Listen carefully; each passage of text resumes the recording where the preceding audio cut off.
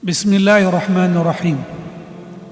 Thot Allahu I lartë madhëruar në Kur'an: "Wattaqu yawman turja'una fihi ila Allah, thumma tuwaffa kullu nafsin ma kasabat wa hum la yudhlimun."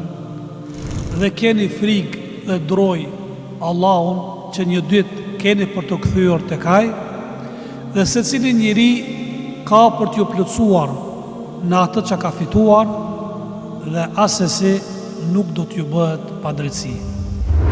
Është ajet fisnik dhe madhështor dhe përçon një mesazh goxha të madh.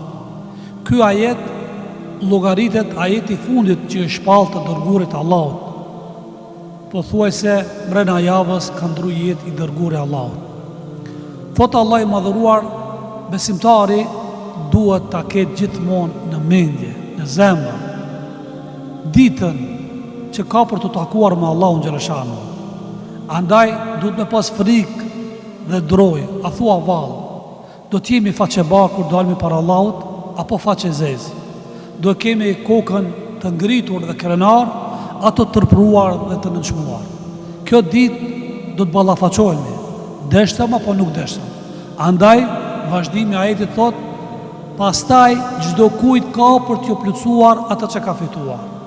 Ai cili ka punuar hajër dhe mirë, ka për të shpërbler me sevape dhe me të mira. Dhe e kundërta, nëse ka vepruar dhe punuar punë të këqija, punë të cilat nuk e kënaqin Zotin, punë të cilat e idhrojnë Allahin e madhruar, ka për të shpërbler në atë që e meriton.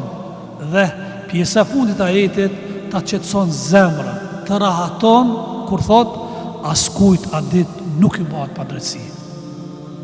Vërtet ky ajet është ajet gjigant dhe ajet madhështor, e cila duhet të na shoqëroje gjithmonë, edhe kur jemi rrugës, edhe në udhtim, edhe kur bimi të flejmë, gjithmonë ta kujtojmë se një ditë kemi me dal para Allahu xhaleshanu.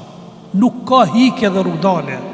Andaj ai cili shoqëron dhe gjithmonë gjatë shoqërimit të ajetit në veten e tij, në zemrën e tij, në mendjen e tij, ka për të reflektuar ky ajet në sjelljen e tij, në veprat e tij, në punët e tij, në moralin e tij, në devotshmërinë e tij para Allahu xhaleshanu.